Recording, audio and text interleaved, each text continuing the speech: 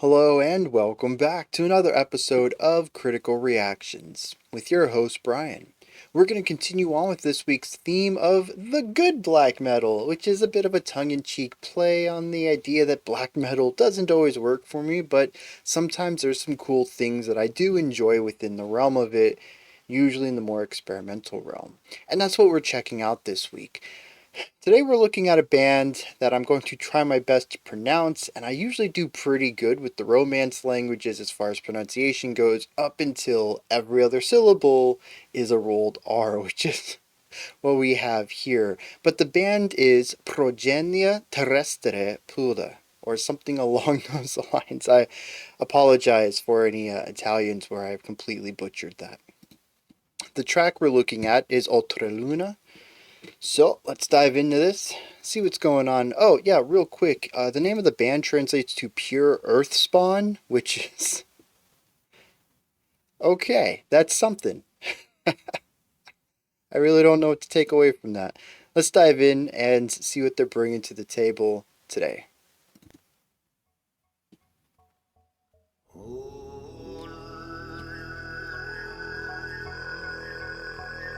Okay, we're off to a good start. We got some throat singing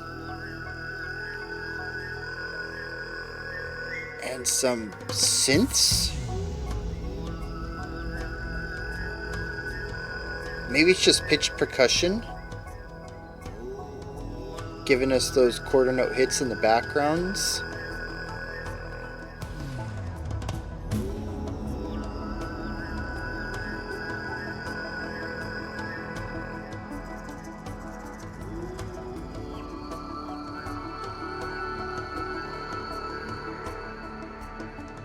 Very expansive harmony.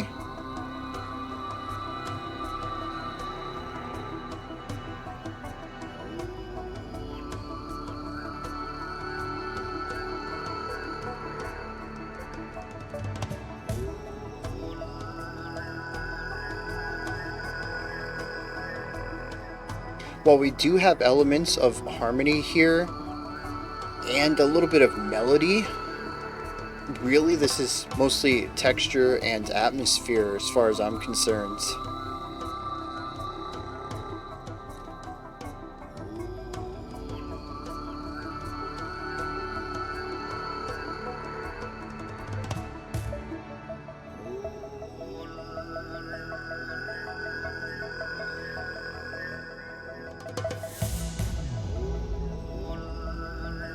I'm still waiting for the black metalness to show up in some capacity. So far though, this sounds like an interesting mix of folk music from multiple cultures mixed with, I don't know, a little bit of electronic. I'm still not sure if that's a synth that we hear in the background.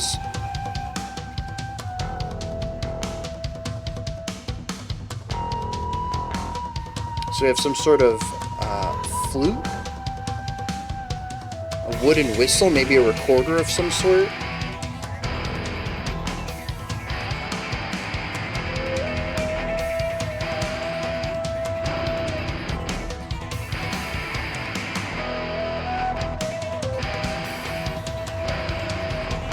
Interesting use of spacing on the guitars.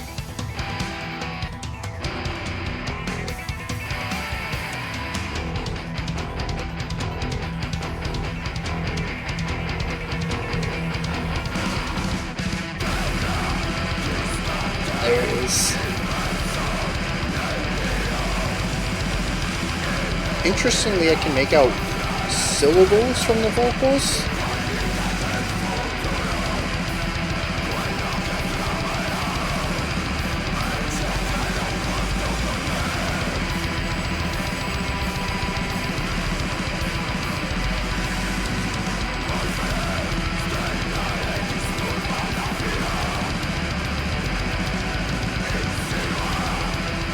Interesting use of one guitar taking the lead, and then the other guitar takes it on the next set.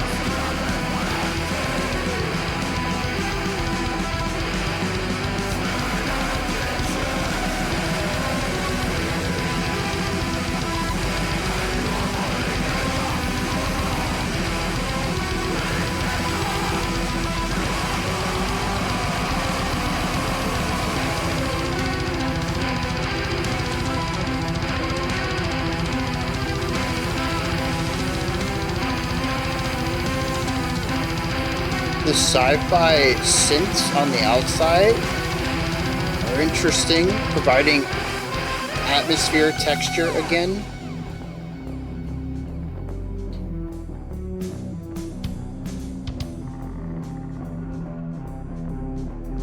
Little ghost notes. Giving us a little bit of syncopation on this.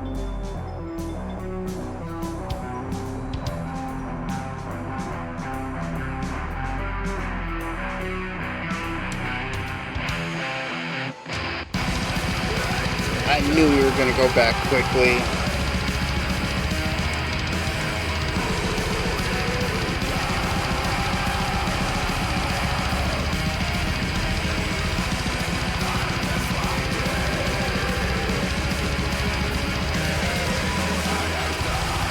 Oh, the production on this is really rough though. I mean, now, if you look over there, we have some movements on the volume bar on the left, but in that last section, it was just static. It's just max volume the whole time.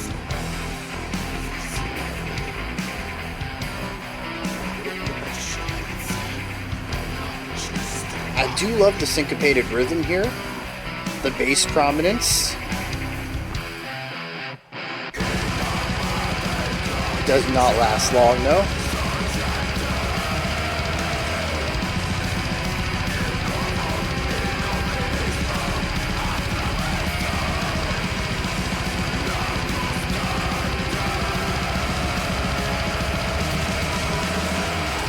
A lot of clipping all over the place.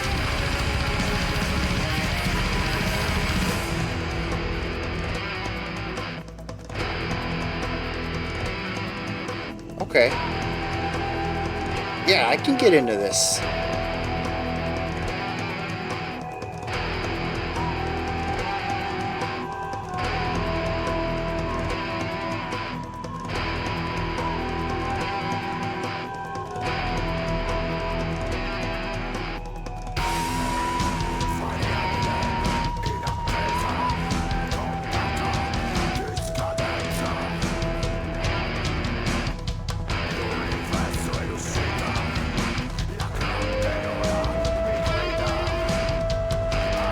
A little bit of variation on this guitar idea.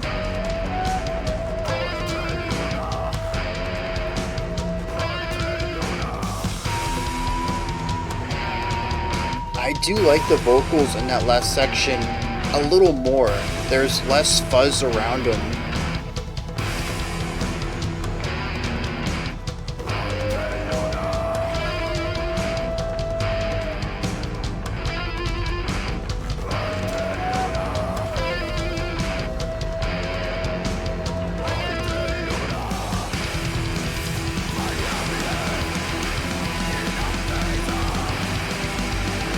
That was a very neat rhythmic transition. I'm not sure what happened there. Okay.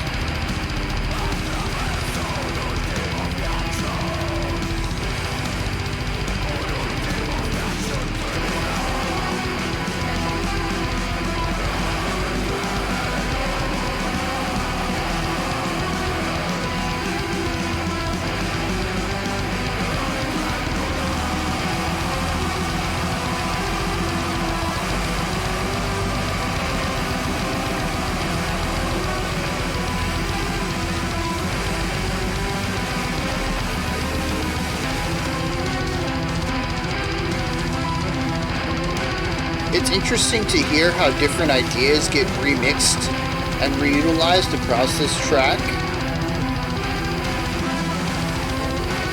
It has felt fairly linear to me, but there's sections that I consistently are reminded, oh yeah, that was from like 2 minutes ago or something.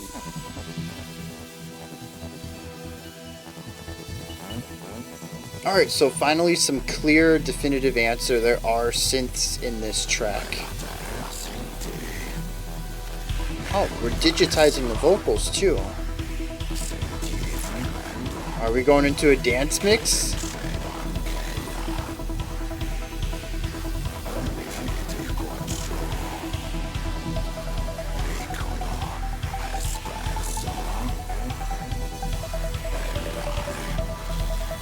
go. Let's punch it.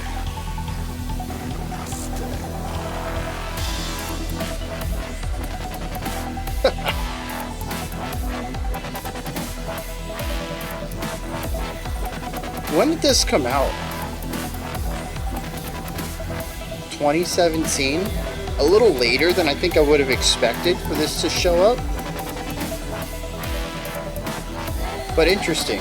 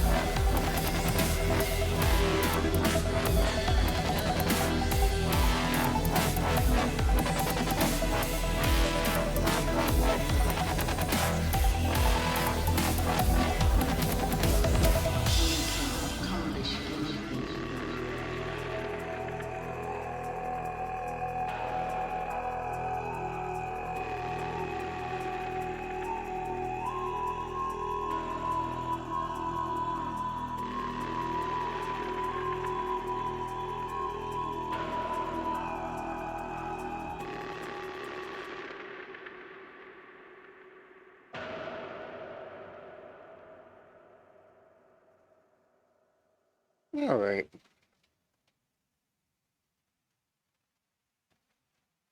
I think this is the most progressive track we've heard all week. It's, I mean, it's honestly all over the place, right? I really don't think it could be any more expansive in its ideas. It has folk music bringing in yesteryear. It has black metal bringing in the present, and it has some sci-fi sounds. It has some electronic music bringing in the future. And somehow it tries to pair all those into a single experience. I do think ultimately it works, but I don't know, something about it just never clicked with me. And I think it's just general from these more experimental ideas that it's not going to be something digestible on a first listen. I might have a gist of it. I might be able to even break it down a little bit and come to some thematic conclusion that it's doing, but to appreciate it, to really enjoy what I'm hearing, would take a few times through to understand what they're doing. But there's also the elephant in the room, which is the black metal production too. Yeah, I definitely have favorite parts of this track, and very rarely are those favorite parts the pure black metal sections. So I don't know. I've been tossing this idea back and forth this entire listening experience. Would this be something that I would put on myself to explore casually?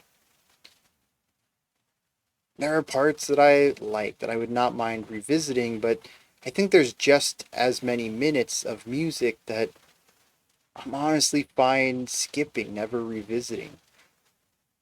And so I walk away from the track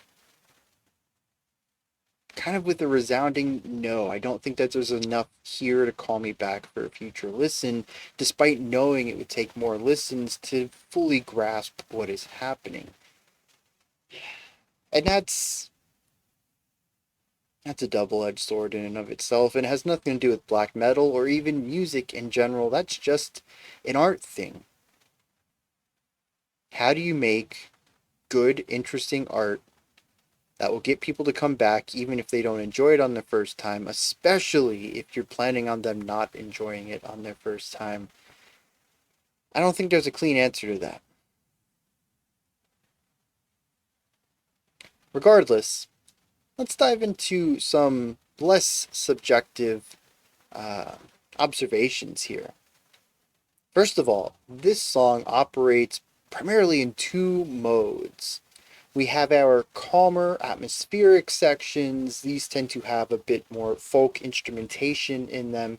And then we have our more energetic, over the top, oppressive black metal sections, which tend to be primarily guitars, bass, and drums, and vocals, of course, the metal stuff. That doesn't mean that there isn't any crossover. We do hear the wooden whistle or possibly a recorder during some of the metal sections. I think there is some of the auxiliary percussion during a couple of the metal moments. Um, that might be it. I can't think of anything else that we would have pulled over from the calmer sections to play alongside the metal.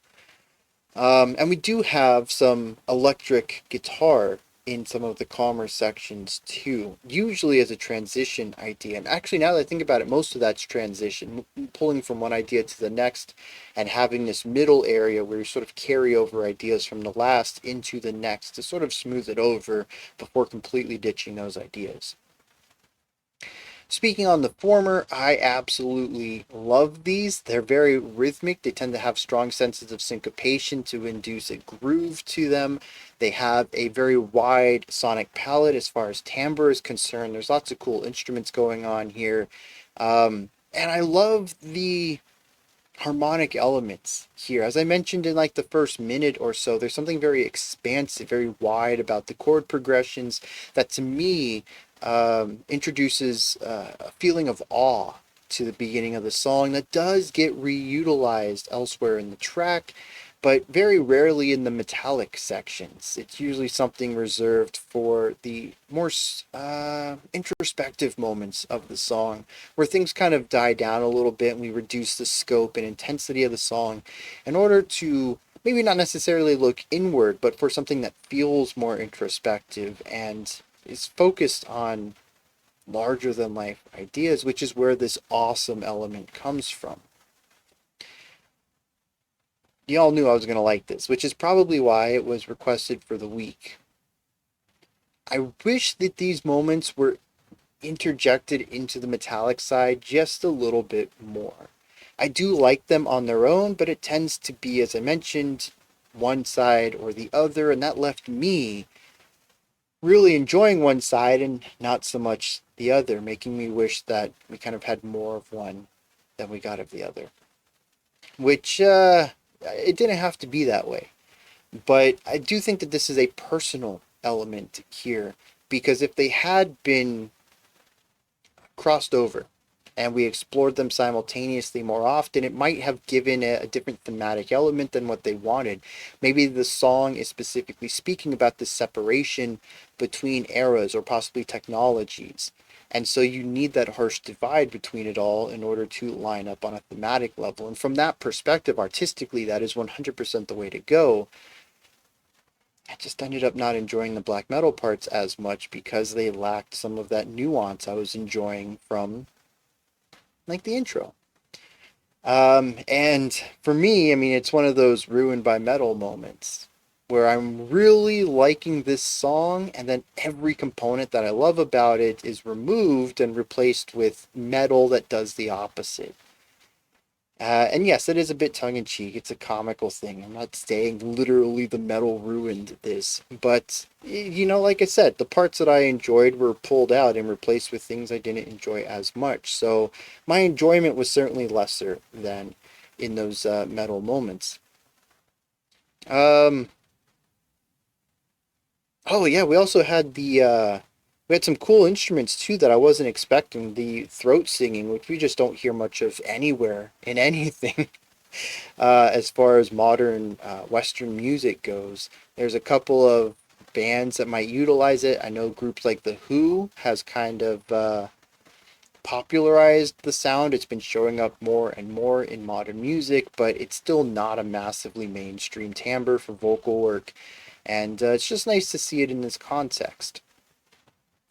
Um, and then there's also what I think was a synth in the intro as well that kind of confused me. Everything else was acoustic, and then we have something that might have been synth. It might have been some sort of glockenspiel too, some sort of pitched percussion, an idiophone. You hit it and it makes noise. But regardless, there's a neat little rhythmic thing going on in the opening of the song that I thought worked really well while also providing harmonic and melodic information. Just yeah, all the folkier moments I thought worked really well because they based their writing around beautiful intricacy rather than blunt weight and volume, which is what the black metal section brings to the table in a variety of ways. First of all, I mean, it's just the writing. I enjoy the drumming variety. We do have eighth notes in there. We do have 16th notes in there. Occasionally, we had something a bit more rhythmically varied, creating some syncopation. I think that really only happened one time outside of the quieter sections, but still, the drumming was quite varied across the track. And I did like how we increased intensity and decreased intensity across the song in order for the track to feel like it was always building into something or coming down from somewhere. And a lot of that comes down to the drumming, as the guitars very rarely changed up what they were doing in any sort of rhythmic or speed capacity. The drums did a lot of heavy lifting and giving the song a sense of flow and progression, even when maybe harmonically or melodically we weren't doing that. Maybe we were still in the same section for 32 bars and the drums were giving us this ebb and flow that nobody else was.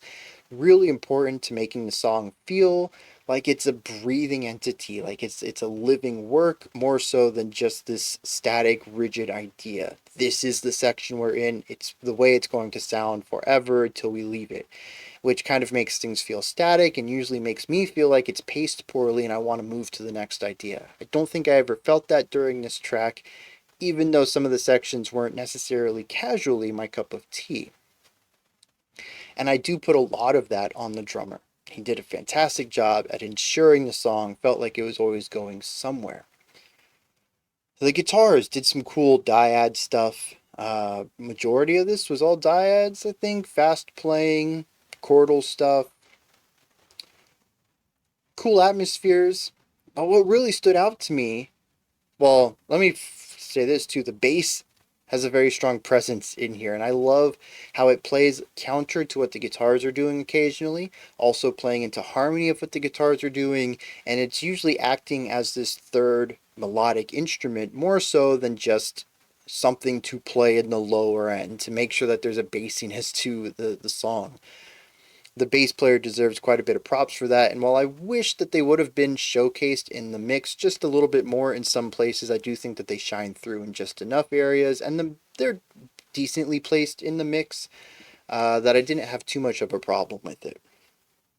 Now, the one thing that does stand out to me is production, though. I'm not a fan of this at all. There's way too much compression going on. There's clipping going on.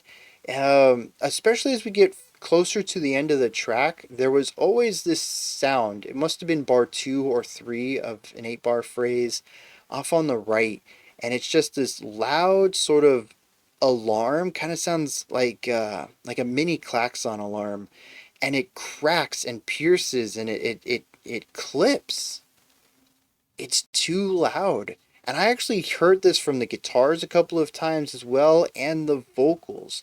In their attempt to make this massive wall of sound, I think they intentionally put in some sonic degradation that works against what they're trying to do. At least that's how I felt it. Maybe other people would hear those sounds and are like, yeah, that was awesome. I absolutely love how they did that. And, as usual, these are my opinions. I'm not saying that any of these changes would make the song better, just things that I picked out that I enjoyed or didn't enjoy. And the more that I listened to the production, though, in pretty much any of the digital instruments, or any of the metallic instruments, I should say, because the drums are acoustic, even though they are run through production and added, extra oomph or reverb or a little bit of compression. There's a lot of things that go into producing drums after they've been recorded. Yeah, but anytime I listen to any of this stuff, I'm just like, this isn't good. It's muddy. It's compressed. There's a lot of distortion and destruction going on. It never sounds pleasant to my ears. And yeah, maybe it shouldn't. Maybe that's not what they were aiming for, but ultimately that was just another thing that turned me off to that. And it kind of bleeds into the vocals too. I think the vocalist has a fantastic growl, but there's layer upon layer upon layer upon layer of effects on top of it that it almost comes to a point where it sounds like either A, they weren't happy with the vocal style they had and wanted something completely different, or B, the vocalist wasn't confident in their growling. Either way, there's just too many effects that never really work out in the favor of the song. And again, as the song goes on, we progress into a more sci-fi sound. We eventually even introduce very distorted robotic voices to it. So maybe the heavy distortion is supposed to remove a humanistic element from the vocals. It just never ended up sonically sounding good to me. Maybe artistically it's perfect, but sonically it just falls flat. Where everything else is loud and bombastic, the vocals are flat and vapid and sort of empty. And again, artistically might be great, but never really worked for me. I never liked that sound. It's a hurdle I never quite got over with it. Um, and I kind of wish I had, because like I said, everything else kind of works in the realm, but at the same time, I mean, it's just another issue I have with the black metal part, and it's just another thing that made me wish we got away from it. Which brings me to the pacing of the song. In the microcosm of things, I think the pacing is fantastic. Again, the drummer does a great job at ensuring that we never really sit too long in a very specific sound. Even if the section doesn't change, something about the rhythmic element or the drumming does to push us forward into the next phase of this section, if not moving into a new section entirely. But when we talk about moving back and forth between one style and another, we had quite a lengthy time with the folky playing in the beginning, but any time that we came back to anything that wasn't black metal after we entered into the first metallic section, they were exceptionally short-lived. Breathing sections that I was exceptionally happy to have to get away from all that black metal stuff that really wasn't working for me.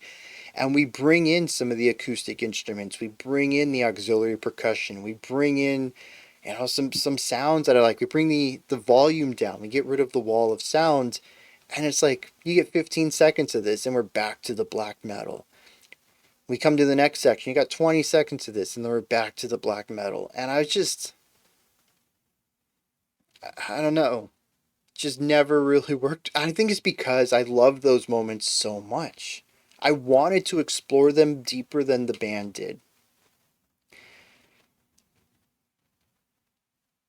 Now, one thing that I did like about the pacing, though, was all the callbacks. There are quite a few ideas that are showcased in the first 5 minutes of the song that show up later in new context. Maybe they're shown out of order from the order that we heard the first time. Maybe they're with completely brand new environmental ideas, new atmospheric ideas. Maybe they're paired with different bass riffs or drum patterns or whatever.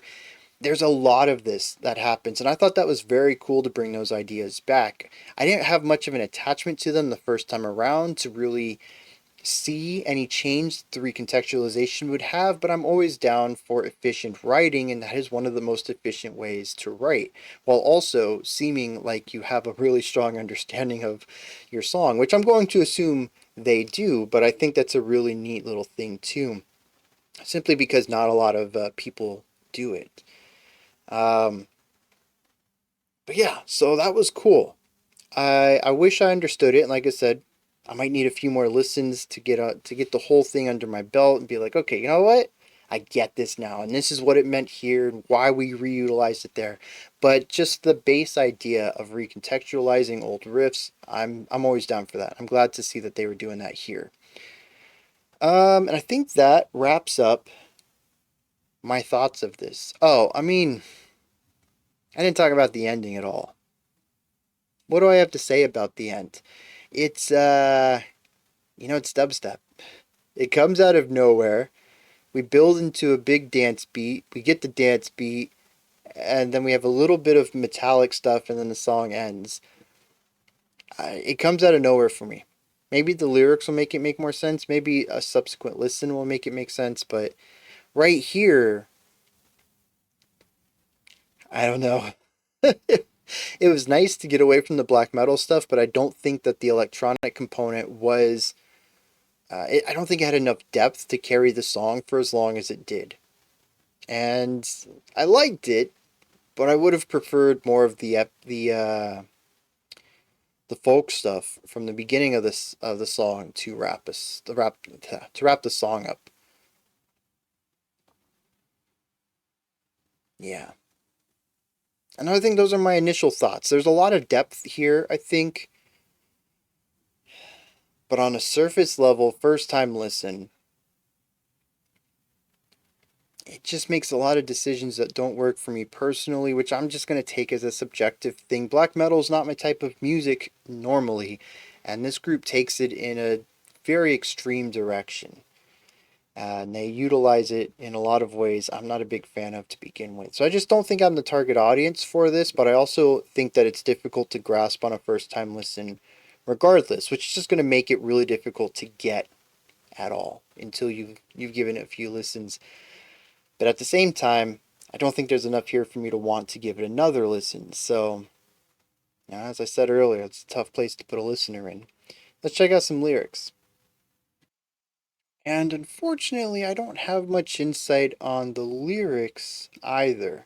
I got the official lyrics in Italian from their Bandcamp and utilized both DeepL and Google Translate to translate it since I couldn't find a translation by human. And I don't know if some stuff is lost in translation or if it's supposed to feel as jagged as it is. I don't know. It's a lot of fragments of ideas, which isn't totally unheard of in the realm of metal, but definitely sci fi in a lot of ways. It speaks about a distant Earth immersed in the ego, that there's stars that are illuminated around it, but that there's an unknown future of this Earth. It says there's a cold world that awaits, there's impulses that vibrate in the universe, pre established signals, and androids travel, flying through the streets or the roads that they're frantic, and man, denies man. It speaks about this single entity, artifacts in a disturbed reality, distorted images in visual screens, saying that we're only fit or we're only formed through these visors or displays. I think that's interesting, but I don't know what it means. The concept that we're only real if we're seen through an image?